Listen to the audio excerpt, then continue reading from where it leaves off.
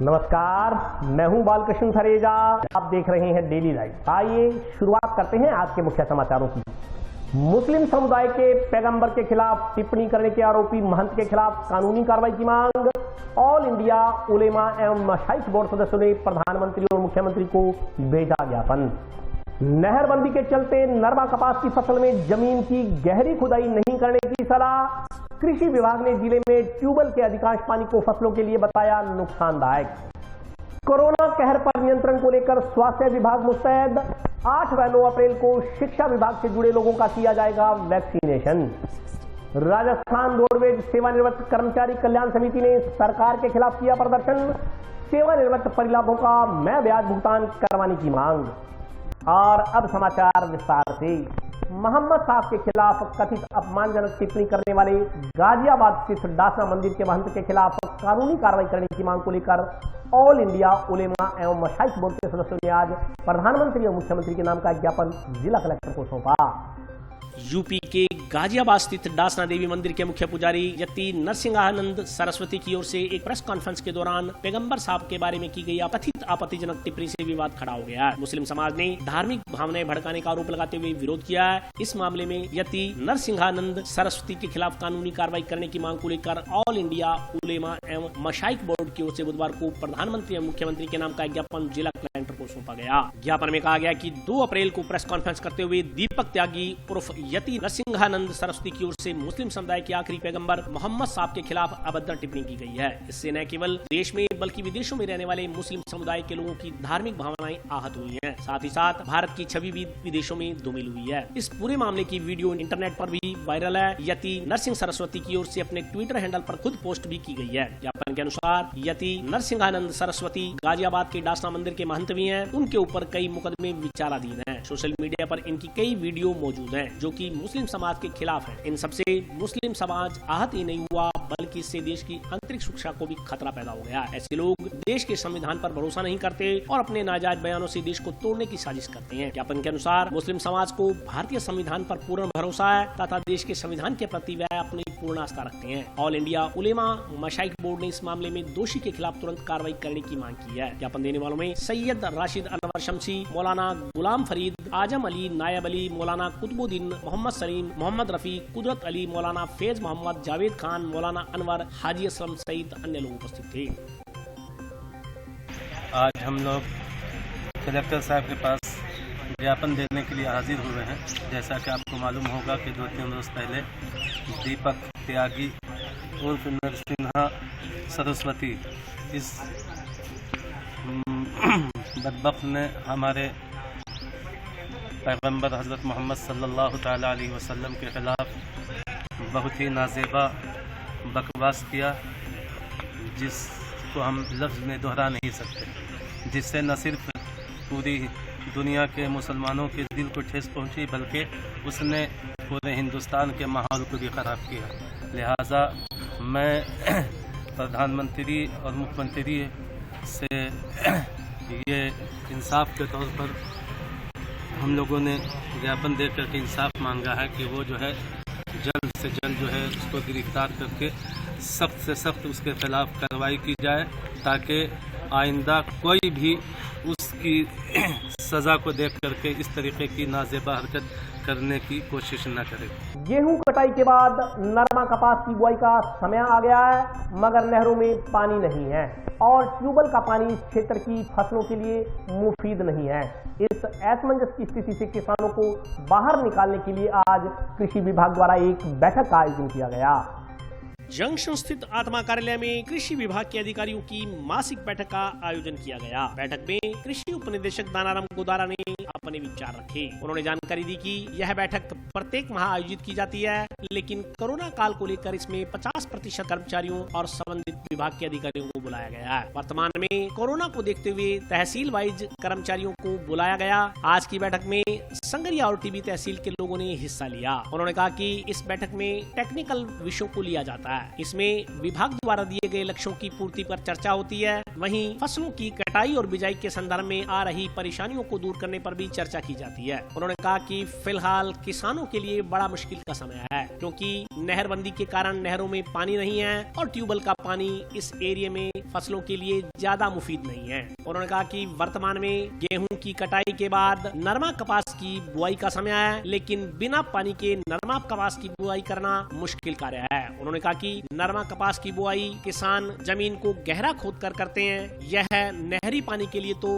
उचित है, मगर ट्यूबवेल का पानी लगाने के लिए ज्यादा उचित नहीं है। उन्होंने कहा कि इस एरिया का ट्यूबवेल का पानी फसलों के लिए ज्यादा लाभदायक नहीं है, इसलिए किसानों से उन्होंने आह्वान किया कि वे जब भी नरमे की बुआई करें जमीन को गहरा ना खोदें, इससे उनकी फसलों को नुकसान हो सकता है। उन्होंने कहा कि जिले में ट्यूबवेल के पानी की ईसी 2 से ज्यादा है। ऐसी स्थिति में यदि ट्यूबवेल का पानी सीधा फसल में लगाया जाता है तो उसकी बुआई और पकाई पर असर पड़ सकता है। उन्होंने कहा कि चूंकि नहरों में पानी नहीं है, इसलिए ट्यूबवेल के पानी से सिंचाई करना किसान की मजबूरी है, लेकिन वे तकनीकी बिंदुओं का ध्यान रखते हुए यदि ट्यूबवेल का पानी खेत में ज्यादा न भर के फसल की बिजाई करें तो उनकी फसल अच्छी हो सकती है। यदि खेत को पानी में अत्यधिक भरा गया तो ट्यूबवेल के पानी में नमक होने की वजह से फसल पर विपरीत प्रभाव पड़ सकता है। उन्होंने कहा कि यदि किसान दोपहर या सुबह की बजाय धूप चले जाने के बाद शाम को जमीन की जुताई और रोनी करे तो इससे फसल को और लाभ मिल सकता है। उन्होंने कहा कि वर्तमान परिस्थितियों को देखते हुए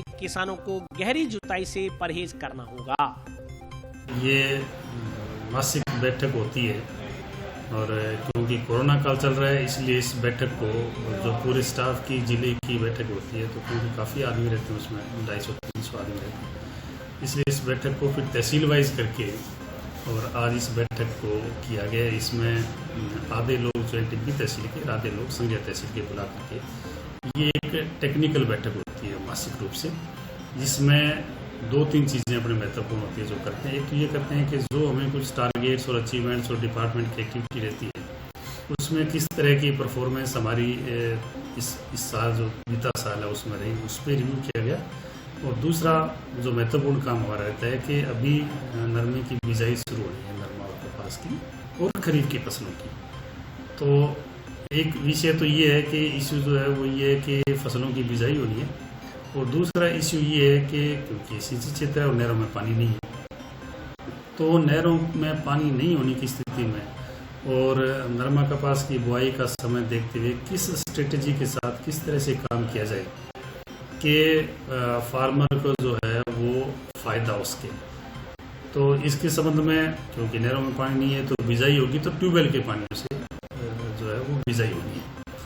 हमारे हनुमानगढ़ ज़िले में थोड़ा सा नाली बेल्ट को हम छोड़ते हैं तो जो ट्यूबवेल का पानी है वो कोई बहुत अच्छा पानी नहीं है। एवरेज जो ट्यूबवेल का पानी है उसकी ईसी 2 से ज़्यादा है, और 2 से ज़्यादा की जो ईसी होती है उसको सीधा यदि हम खेत में लगा करके बिजाई करते हैं तो फिर उसके फसल के उगाव पे और आगे फसल पे फ़र्क पड़ता है। तो जो हमारे पास एक मुद्दा रहता है कि आगे गर्मी आ रही है तो गहरी जुताई करके और खेत में पानी नहर का भर के और फसल की जब बिजाई करता है तो अंकुरण फसल का बहुत अच्छा होता है। लेकिन ट्यूबवेल का पानी है, यदि हम गहरी जुताई करके और खेत में ट्यूबवेल के पानी को भर के और फिर बिजाई करेंगे तो जो फसल का उगाव है उस पर विपरीत प्रभाव पड़ेगा, फसल के उगने में दिक्कत रहती है। इसलिए एक स्टाफ को ये कहा गया है पूरे फील्ड के लोगों को कि आप किसान से संपर्क करें तो उसको ये बताएं कि वो यदि ट्यूबवेल का पानी बिल्कुल अच्छा नहीं है, ठीक ठाक है, अवस्था है, अवस्था से खराब है, तो उस पानी को खेत में ज़्यादा नहीं भरे, नहीं तो उसमें जो साल्ट है जो ईसी जाता है उससे अंकुरण नहीं होगा। तो हिसाब से जितनी ज़रूरत है उतना पानी लगाएं, खेत की गहरी ज़्यादा जुताई करके और फिर पानी भर के और फिर उसकी बुआई नहीं करें। दूसरा हमने ये कहा क्योंकि बीटी कोटन है उसका जितना रूट सिस्टम जड़ों का विकास जितना ज़्यादा होता है उतना उत्पादन बढ़ता है, तो किसान गहरी जुताई करता है। यदि गहरी जुताई फिर भी वो करना चाहे तो वो पर्याप्त नमी की मात्रा में खेत को ज़्यादा सूखने नहीं दे, शाम के समय जब बहुत ज़्यादा धूप नहीं हो तो रोनी लगाने के बाद जुताई करके फिर गहरी जुताई करके फिर तुरंत उसकी बिजाई कर दे। ऐसा नहीं हो कि गहरी जुताई के चक्कर में ज़मीन खराब हो जाए और सूख ज़्यादा जाए और फिर अंकुरण पे उसमें प्रभावित हो। तीसरा हमने ये बात करी है कि क्योंकि सल्फर कंपोनेंट जो नरमा कपास की फसल है वो एक तेल वाली फसल भी है। रुई की फसल है तो तेल वाली फसल भी है, बिनौले में तेल होता है, तो इसमें सल्फर की मात्रा की जरूरत ज़्यादा हो। तो हमारी एक रिकमेंडेशन है कि भी 5-6 किलो सल्फर जो 90% फर्टिलाइजर ग्रेड का है वो प्रति बीघा के हिसाब से हम किसान को सुझाव देते हैं कि आप बुआई से पहले उसका उपयोग करें। लेकिन इसका एक फ़ायदा ये भी है क्योंकि सल्फर जो है वो एसिडिक है, थोड़ा सा तेजाब की प्रकृति का है, तो जो ट्यूबवेल का खारापन है पानी का इससे ज़्यादा है और उसमें भी ये फ़ायदा करता है। इसलिए किसान को ये सलाह दें कि हर हालत में फसल की बुआई से पहले वो 6 किलो 90% सल्फर ग्रेड या जो जिप्सम आता है उसकी 40 से 50 किलो मात्रा पर बीघा के हिसाब से उसका हर हालत में उपयोग करें। उससे अंकुरण भी बढ़ेगा और फसल की बढ़वार भी अच्छी। कोरोना गाइडलाइन को लेकर शिक्षा विभाग द्वारा ग्रामीण एवं शहरी क्षेत्रों में स्कूलों को संचालित करने के लिए जारी किए गए अलग अलग आदेशों को हास्यास्पद बताते हुए समय सेवी शिक्षण संस्था संघ ने जिला कलेक्टर को ज्ञापन सौंपा। समय सेवी शिक्षण संस्थान के संचालकों ने मुख्यमंत्री के नाम का एक ज्ञापन जिला कलेक्टर को देकर शिक्षा विभाग द्वारा कोरोना गाइडलाइन के तहत जारी किए गए आदेशों को हास्यास्पद बताते हुए आदेशों को परिवर्तित करने की मांग की है। ज्ञापन में कहा गया है कि हाल ही में जिला प्रशासन के निर्देशों पर शिक्षा विभाग द्वारा विद्यार्थियों को नियमित रूप से स्कूल में आने के लिए ग्रामीण और शहरी क्षेत्रों में अलग अलग आदेश जारी किए गए हैं। इसके तहत पहली क्लास से 5वीं क्लास तक के बच्चों को ग्रामीण क्षेत्रों के स्कूल में आने की अनुमति दी गई है, जबकि इन्हीं क्लास के बच्चों को शहरी क्षेत्र में स्थित स्कूलों में नहीं आने के निर्देश जारी किए गए हैं। ज्ञापन में सवाल उठाया गया है कि क्या कोरोना बीमारी गांव और शहर के लोगों में फर्क समझती है। उन्होंने कहा कि इस प्रकार के आदेश वाकई हास्यास्पद हैं। ज्ञापन में शहरी तथा ग्रामीण क्षेत्रों के विद्यालय संचालकों के साथ समानता का व्यवहार करते हुए आदेशों को एक समान लागू करवाने की मांग की गई। ज्ञापन में कहा गया है कि शिक्षा के अधिकार के तहत निजी विद्यालयों द्वारा पढ़ाए जाने वाले विद्यार्थियों की फीस सरकार की ओर बाकी है। सरकार आरटी की पुनर्भरण राशि वर्षों से स्कूलों को नहीं दे रही। इससे निजी विद्यालयों का संचालन संकट में पड़ गया है। उन्होंने कहा कि कोरोना काल के चलते वैसे ही स्कूलों को आर्थिक संकटों से गुजरना पड़ रहा है, ऊपर से सरकार अजीब आदेश जारी कर विद्यालयों के संचालन में और ज्यादा अड़चने पैदा कर रही है। ज्ञापन देने वालों में सुरेश शर्मा, फूल सिंह, मलकी सिंह मान, अशोक सुथार सहित अन्य विद्यालय संचालक उपस्थित थे।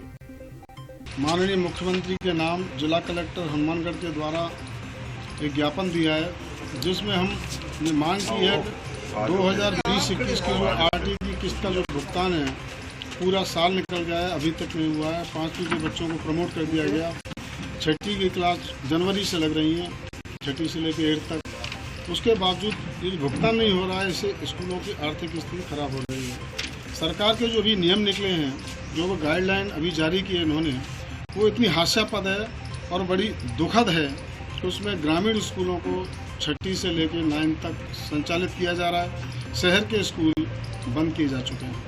कोरोना बराबर है, न वो शहर देखता है न गांव देखता है। बारात के अंदर 100 आदमियों की व्यवस्था की गई है, वो शहर और गांव बराबर है, तो स्कूलों में अंतर क्यों है?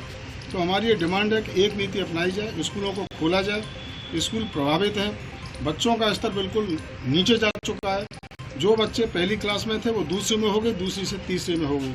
बच्चों ने अभी अपनी क्लास में 5 दिन बैठे ही नहीं।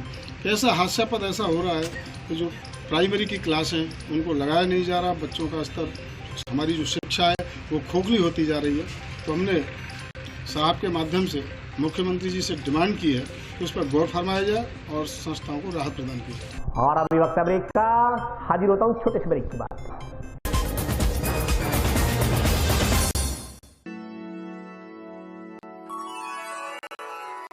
यूं तो कई बार मुझे हंसते देखा है, पर ये हंसी कुछ और है। ये गहना मुझ पर जचता है, पर ये महज एक गहना नहीं, ये रूपरेखा है मेरे मन की, हंसती खिलखिलाती लहरों की,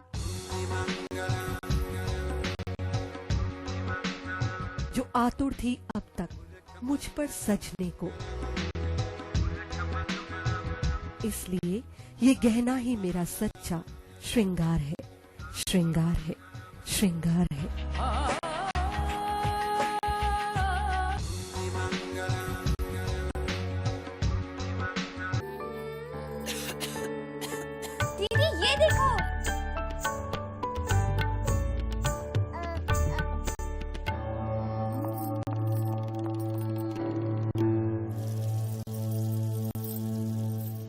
नोवेल कोरोना वायरस बीमारी को फैलने से रोका जा सकता है।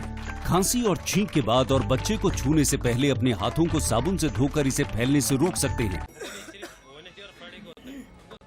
वो डॉक्टर साहब हैं? भाई साहब खांसी और बुखार था, सोचा चेक करवा लूं।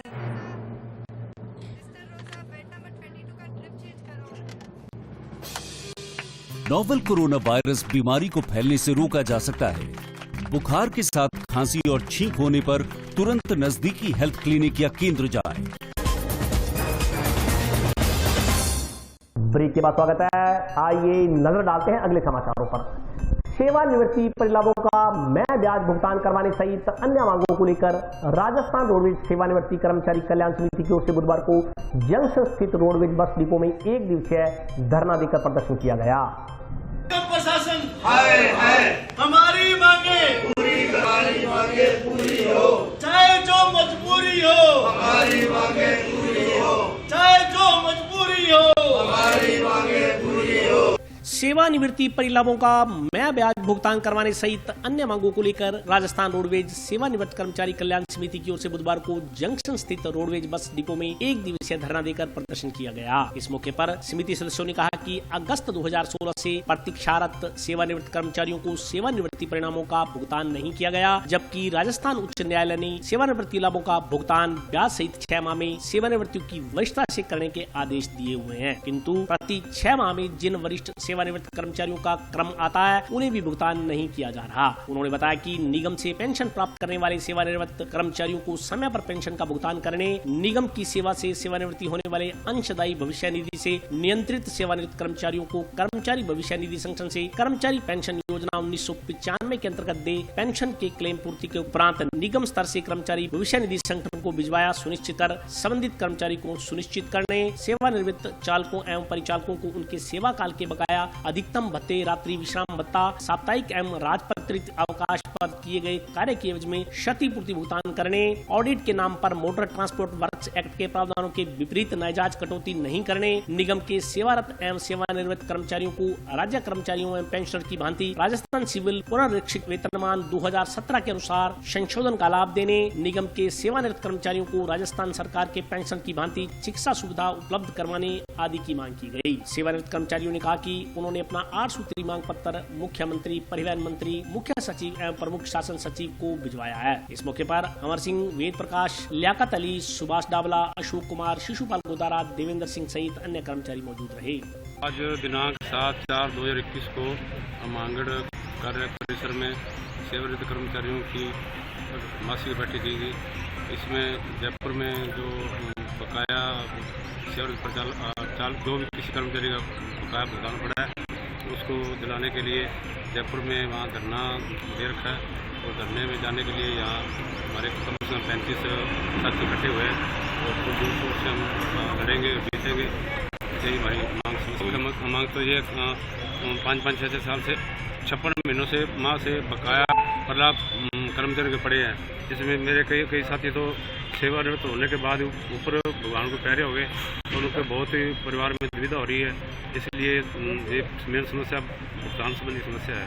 एसोसिएशन की तरफ से आज हमारा प्रदर्शन मुख्य प्रबंधक के यहाँ रखा गया है अपनी जरूरत मांगों के लिए। ज्ञापन भी दे रहे हैं हम मुख्य प्रबंधक महोदय को ताकि हमारे बकाया भुगतान है वो जल्द से जल्द करवाया जाए। मुख्यालय स्तर पे धरना प्रदर्शन का जो 9 तारीख को वहाँ जयपुर में धरना देंगे। मुख्य मांग है जैसे वो टाइम है GHI का भुगतान है।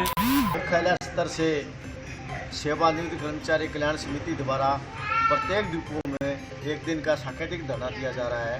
मुख्य मांगे हैं रिटायरमेंटों का जो भी पेमेंट है आज तक वो किया जाए, क्योंकि कुछ तो लोगों का 98 से बकाया है और बाकी जुलाई 16 से लेकर आज तक जो भी है रिटायरमेंट हुए उनका सबका बकाया है। कोई भुगतान नहीं करी है, जबकि सारे न्यायालय में जा चुके हैं, कोर्ट ऑफ कंटेम्प्ट भी लगा हुआ है, लेकिन आज तक और कार्य हो रहे हैं और रिटायरमेंटों का भुगतान नहीं किया जा रहा है। इसके विरोध में हर जगह धरना आज दिया जा रहा है।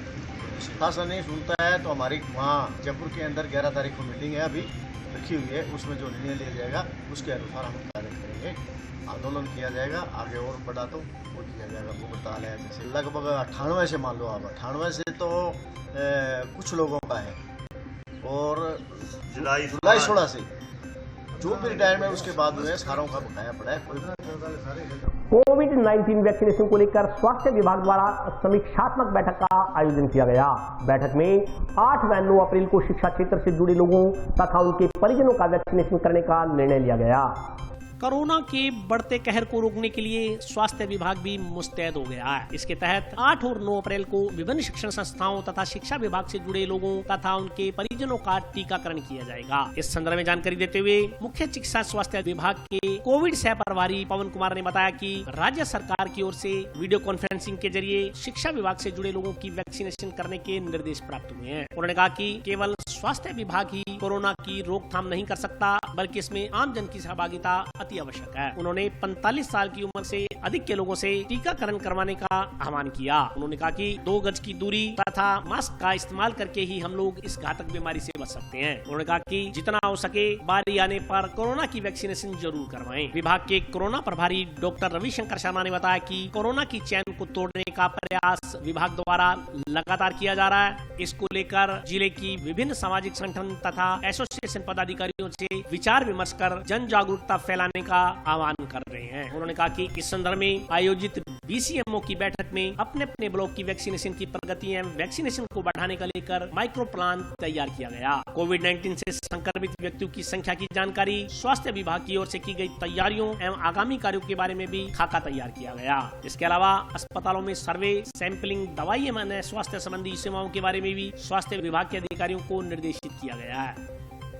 कोरोना के केस जो दिन दिन आगे से बढ़ते जा रहे हैं, उसके लिए हम सभी प्रयास कर रहे हैं। आज इसी पे हमारा मंथन चल रहा है अभी, और इस मंथन के अंदर हम यही प्रयास कर रहे हैं कि जो भी हमारे पास अलग अलग एसोसिएशन है उनसे भी मीटिंग करके हम आगे आज उनसे बातचीत करिए कई एसोसिएशन से, और आगे हर दिन हम एसोसिएशन से मीटिंग करके उनको और ज़्यादा जन जागरूकता करके लोगों को वैक्सीनेशन के लिए, प्लस लोगों को अपन जो केसेस निकल रहे हैं उनके लिए जागरूकता करके अपने कोरोना की जो चेन बन रही है उसको तोड़ने का हम प्रयास उस हिसाब से कर रहे हैं। कल हमारे सभी BCMOs की मीटिंग हुई थी, उनकी जो गैप्स निकल के आए थे उनको भी आज हमने शॉर्ट आउट करके सभी की हल समस्या उस हिसाब से कर रहे हैं। जो भी केसेस निकल रहे हैं उन केसेस की कॉन्टैक्ट ट्रेसिंग करके और उनको समय पे जितना जल्दी हो सके पेशेंट को ट्रीटमेंट प्लस कॉन्टैक्ट ट्रेसिंग करके उनके सैंपलिंग करा के, और जितने भी सैंपलिंग हो रही है उनका रिजल्ट जल्दी से जल्दी देके हम चेन को ट्रांसमिशन को कट करने का प्रयास। आज एजुकेशन डिपार्टमेंट की सुबह VC हुई है और स्टेट स्तर से भी हमें निर्देश मिले हैं कि एजुकेशन डिपार्टमेंट के जितने भी कर्मचारी और उनके जो फैमिलीज हैं 45 ईयर से ज़्यादा है, उनका वैक्सीनेशन 8 अप्रैल और 9 अप्रैल को करना है। उसके लिए तैयारी हमने कर ली है पूरी, और जो एजुकेशन विभाग के जो जिला स्तरीय अधिकारी उनसे भी हमने मीटिंग कर ली है। तो कल और परसों जितना मैक्सिमम जो वैक्सीनेशन होना है वो एजुकेशन को लेके होना है। और मैं जिले के लोगों से ये भी कहना चाहूँगा कि जो 45 साल से ज़्यादा की उम्र के जो लोग हैं वो खुद ही अपनी भागीदारी, व्यक्तिगत भागीदारी इस समाज हित में आगे बढ़ करके और अपना वैक्सीनेशन कराएं, क्योंकि जितना वैक्सीनेशन ज़्यादा होगा उतना ही इस बीमारी को रोकने में हम कामयाब होंगे। तो उनकी भागीदारी अहम है। इसमें हमारा प्रशासन है वो मुस्तैद है पूरा, हर डिपार्टमेंट अपना अपना सहयोग कर रहा है, लेकिन बिना लोगों की सहायता के, उनके खुद की इच्छा शक्ति के लोगों के ये प्रोग्राम वैक्सीनेशन का हमारा सफल नहीं हो पा रहा है। तो मेरा जिले के लोगों से निवेदन ये है कि वो घर से बाहर निकलें, और 45 साल से उम्र के जो ऊपर के लोग हैं वो सब लोग अपने नज़दीकी जो स्वास्थ्य केंद्र है या सेशन साइट जो डेवलप कर रखी है हमने, वहाँ जाकर के अपना वैक्सीनेशन करवाएं। कोरोना के कहर पर लगाम लगाने के लिए स्वास्थ्य विभाग भी मुस्तैद हो गया है। इस क्रम में आज स्वास्थ्य कार्यकर्ताओं ने विभिन्न विद्यालयों में जाकर विद्यार्थियों के कोरोना सैंपल एकत्रित किए।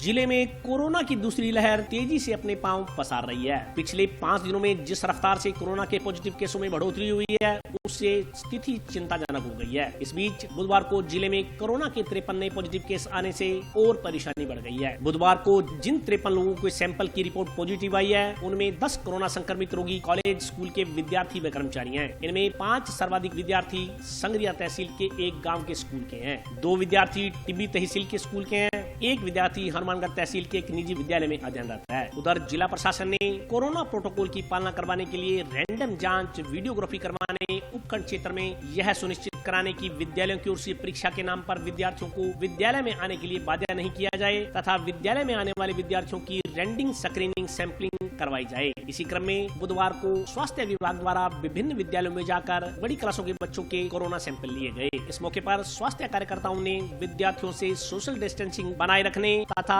मास्क का आवश्यक रूप से प्रयोग करने तथा हाथों को बार बार धोने और सैनिटाइजर करने की सलाह दी। स्वास्थ्य विभाग से विभिन्न स्कूलों में गए स्वास्थ्य कार्यकर्ताओं ने विद्यालय संचालकों को भी कोरोना महामारी से बचाव के लिए पूरी सतर्कता बरतने का आह्वान किया। सैंपल तो रोजाना सर 120 से लेके 150 तक सैंपल होते हैं और मोस्टली कॉलेज, स्कूल या कोई बड़ी कंपनी है जैसे ऑफिस है उसमें हम जाते हैं और पहले दिन हम सूचना दे देते हैं कि कल हम आएंगे आपके सैंपल लेने, उस हिसाब से सैंपल ले रहे हैं। लोगों से यही अपील कर रहे हैं कि एक तो मास्क रखें जब बाहर निकलें घर से, और दूसरी ये है कि भीड़ भाड़ इलाकों में कम जाए और जाएं तो अपना डिस्टेंस मेंटेन रखें दूसरी दूरी से। और कोरोना इतना ज़्यादा फैल रहा है मानगढ़ के अंदर, तो यही है भी जब घर से बहुत ज़रूरी काम हो जब भी घर से निकले। हम स्कूल और कॉलेज में लगभग हमें हो गए 1.5 महीना हो गया लगातार, और 100 सैंपल से ज़्यादा हम कलेक्ट करके लाते हैं।